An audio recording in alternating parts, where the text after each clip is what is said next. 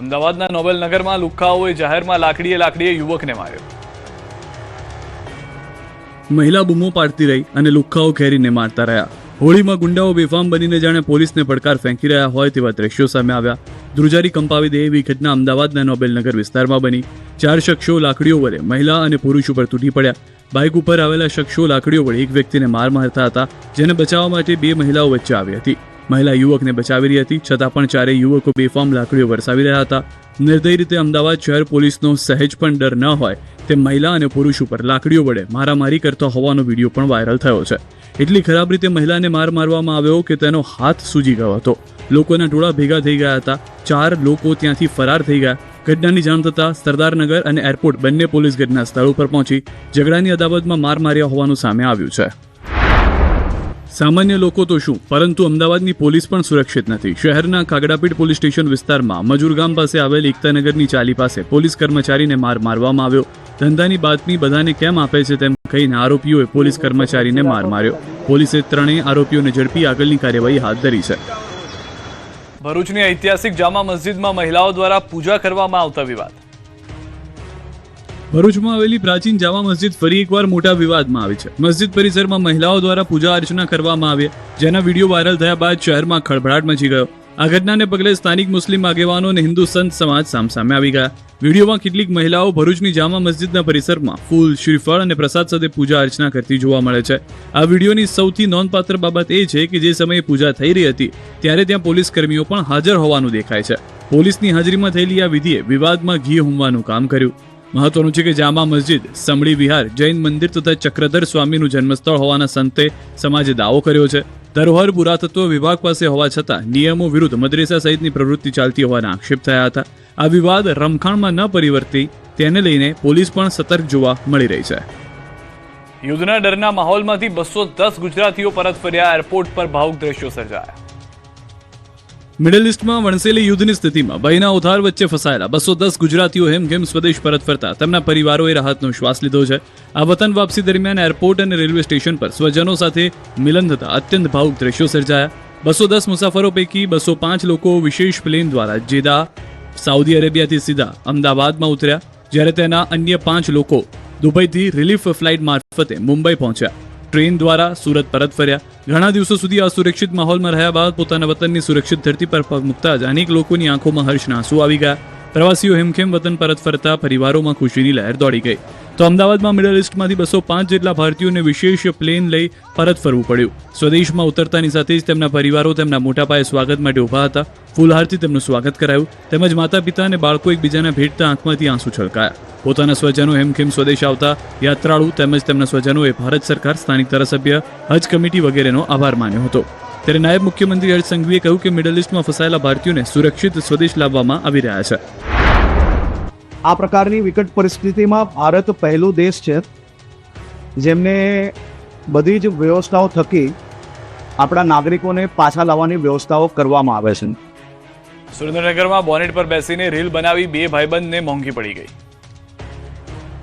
2 મિત્રોને રીલ બનાવવી મોંઘી પડી છે. સુરેન્દ્રનગર શહેરના ભોગાવો રિવરફ્રન્ટ રોડ પર 2 મિત્રોએ બોનેટ પર બેસીને રોફ જમાવવા રીલ બનાવી હતી. કાર ચાલક નટુભાઈ બચુભાઈ દીથરિયા વઢવાણવાળાએ કારના બોનેટ પર મિત્રોને બેસાડી રિવરફ્રન્ટ રોડ પર રોફ જમાવવા કાર ચલાવી હતી. તેનો વિડીયો બનાવી સોશિયલ મીડિયામાં વાયરલ કર્યો. અન્ય વાહન ચાલકો તેમજ પોતાના જીવને જોખમમાં ઊભું થાય તેવી રીતે કાર ચલાવી. આ રીલ વાયરલ થતા સુરેન્દ્રનગર બી ડિવિઝન પોલીસ તાબડતોબ એક્શનમાં આવી અને વિડીયો અપલોડ કરનારને ઝડપી પાડ્યા હતા. રાજ્યભરમાં ઉત્સાહભેર રંગોત્સવની ઉજવણી. ક્લબ, સોસાયટી, ગાર્ડનમાં જામી રંગોની રમઝટ. સુરતમાં લોકો કાદવમાં રમ્યા. ગુજરાત સહિત સમગ્ર દેશમાં ધૂળેટીના પર્વની ધામધૂમથી ઉજવણી કરવામાં આવી. રાજ્યના ક્લબ, સોસાયટી, પાર્ટી પ્લોટ અને ગાર્ડનમાં રંગોની રમઝટ જામી હતી. વહેલી સવારથી યુવા હૈયાઓ ગાર્ડન, ક્લબ અને પાર્ટી પ્લોટમાં રંગોત્સવની ઉજવણી કરવા પહોંચી ગયા હતા. ડીજેના તાલે, ઢોલના ઠપકારે, શરણાઈના સૂરે હોંશે હોંશે ગુજ્જુઓ તહેવારને પણ પોતાની આગવી સ્ટાઇલથી ઉજવી રહ્યા છે. ત્યારે અમદાવાદના private pool, organic colour, water tanker, rain dance, colour shots, water drums અને વોટર બલૂન્સ સાથે રંગોની છોડો ઉડી હતી. મિત્રોની સાથે ડાન્સ કરી રંગોના પર્વની ઉજવણી કરી મોજ માણી. વહેલી સવારથી જ અબાલ વૃદ્ધ સૌ કોઈ વિવિધ રંગોમાં રંગાયેલા જોવા મળ્યા. લોકોએ હવામાં અબીલ ગુલાલ ઉડાવી મિત્રો અને પરિવારજનો સાથે પર્વનો આનંદ માણ્યો, તો ક્યાંક ડીજેના તાલે રેઇન ડાન્સની જમાવટ જોવા મળી હતી. સુરતના યુવાનોએ કલરથી નહીં પરંતુ માટીથી ધૂળેટીની ઉજવણી કરી. દર વર્ષની માફક યુવાનો કિચડમાં ધૂળેટીની મજા માણતા નજરે પડ્યા. ડીજેના તાલે કિચડમાં લોકોએ ભીંજાઈ એકબીજા સાથે ધૂળેટીની ઉજવણી કરી. માટીમાં ડીજેના તાલે ઠુમકા મારતા નજરે પડ્યા હતા. તો સુરતના અન્ય પાર્ટી પ્લોટમાં પણ ધૂળેટીની ધૂમ જોવા મળી. સુરતના અઠવા લાઇન્સ વિસ્તારમાં ધૂળેટીની ઉજવણી કરવામાં આવી. MTB કોલેજની બહાર મોર્નિંગ વોક કરતા ગ્રુપ દ્વારા ઉજવણી કરવામાં આવી. લોકો ડીજેના તાલે નાચતા અને લોચો ખાતા જોવા મળ્યા. હાસ્ય અને આનંદથી આખું વાતાવરણ ગુંજી ઉઠ્યું. રંગો અને સંગીતનો અદ્ભુત સંગમ રચાયો. અબીલ ગુલાલની છોડો વચ્ચે યુવાધનથી લઈને વડીલો સુધી સૌ કોઈ ઠુમકા લગાવતા નજરે પડ્યા. રાજકોટના લોકો પણ મન ભરીને ધૂળેટીના પર્વની ઉજવણી કરી હતી. રાજકોટમાં લોકો સ્વિમિંગ પુલમાં રંગો અને પિચકારી સાથે ધૂળેટીની મજા માણતા જોવા મળ્યા. પાર્ટી પ્લોટમાં લોકોએ ધૂળેટીનો આનંદ માણ્યો. અલગ અલગ થીમ પર પાર્ટી પ્લોટમાં રંગોત્સવની ઉજવણી થઈ. નાના બાળકોથી લઈને મોટેરાઓ સુધી સૌ કોઈ અબીલ ગુલાલની છોડો ઉડાડતા નજરે પડ્યા. રંગબેરંગી કલરથી એકબીજાને રંગતા દેખાયા. ડીજેના તાલે યુવાધન હિલોળે ચડ્યું. બોલિવૂડના હોલી સ્પેશિયલ ગીતો પર લોકો ઝૂમતા જોવા મળ્યા. કૃત્રિમ ફુવારો નીચે રીન ડાન્સ કરી રાજકોટિયન્સ ફૂલ એન્જોય અને જલસા કરતા નજરે પડ્યા. વડોદરાના કમાટીબાગમાં ધૂળેટીના પર્વની ધામધૂમપૂર્વક ઉજવણી થઈ રહી છે. મોર્નિંગ વોકર ગ્રુપ દ્વારા કરાયું આયોજન. શહેરીજનો હોળીના રંગે રંગાય. ડીજેના તાલે યુવાનો ઝૂમી ઉઠ્યા. આ તરફ પૂર્વ ક્રિકેટર ઇરફાન પઠાણ પણ ધૂળેટીના રંગે રંગાય. ઇરફાન પઠાણે વડોદરામાં રંગોત્સવ મનાવ્યો. મિત્રો સાથે મોજ મસ્તી કરી મક્ત મને ધૂળેટી મનાવી. ઇરફાન પઠાણ અને મિત્રોએ નાના બાળકોની જેમ ધૂળેટી રમતા નજરે પડ્યા.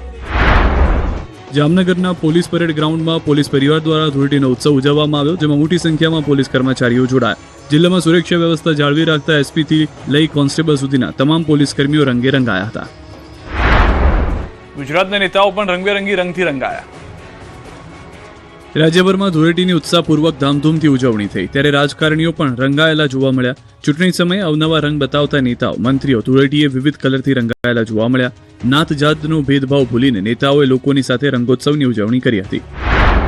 મહેસાણામાં ધૂળેટી પર્વની ઉત્સાહભેર ઉજવણી કરવામાં આવી. લોકસભા સાંસદ હરિભાઈ પટેલે કાર્યકર્તાઓ સાથે ધૂળેટી પર્વની ઉજવણી કરી. મહેસાણા ખાતે આયોજિત કાર્યક્રમમાં સાંસદે કાર્યકરોને રંગ લગાવી હોળી ધૂળેટીની શુભેચ્છાઓ પાઠવી. રંગોના માહોલ વચ્ચે સૌએ એકતા અને સૌહાર્દનો સંદેશ આપતા પર્વની આનંદમય ઉજવણી કરી. આ તરફ મહેસાણાના રાજ્યસભા સાંસદ મયંક નાયક દ્વારા ધૂળેટીની ઉજવણી કરવામાં આવી. સાંસદે કાર્યકરોને રંગ લગાવી ઉજવણી કરી. મોટી સંખ્યામાં કાર્યકરો ધૂળેટીના પર્વની ઉજવણી કરતા નજરે પડ્યા. ગાંધીનગર ઉત્તરના ધારાસભ્ય રીટાબેન પટેલે ભાજપના કાર્યકરો અને પરિવાર સાથે ધામધૂમથી ધૂળેટીની ઉજવણી કરી. સહાય ફાઉન્ડેશન તરફથી સતત ત્રીજા વર્ષે આ આયોજન કરવામાં આવ્યું છે. ખાસ કરીને નેચરલ કલર અને કેસુડાના ફૂલોના પાણીથી ધૂળેટી ઉજવવામાં આવી. સૌને સંદેશ આપ્યો કે આ તહેવારમાં જો કોઈના મનમાં રાગ, દ્વેષ કે દુઃખ હોય તો તે બધું ભૂલીને સૌએ સાથે મળીને આનંદથી તહેવાર ઉજવવો જોઈએ. વલસાડ જિલ્લામાં સાંસદ ધવલ પટેલના નિવાસસ્થાને રંગોત્સવનું આયોજન કરાયું, જેમાં ભાજપ પ્રમુખ હેમંત કંસારા, ધારાસભ્ય અરવિંદ પટેલ અને જીતુ ચૌધરી ઉપસ્થિત રહ્યા. ભાજપ અગ્રણીઓ અને કાર્યકર્તાઓએ ડીજેના તાલે એકબીજાને રંગ લગાવી ધૂળેટીની શુભેચ્છાઓ પાઠવીને ઉત્સાહપૂર્વક ઉજવણી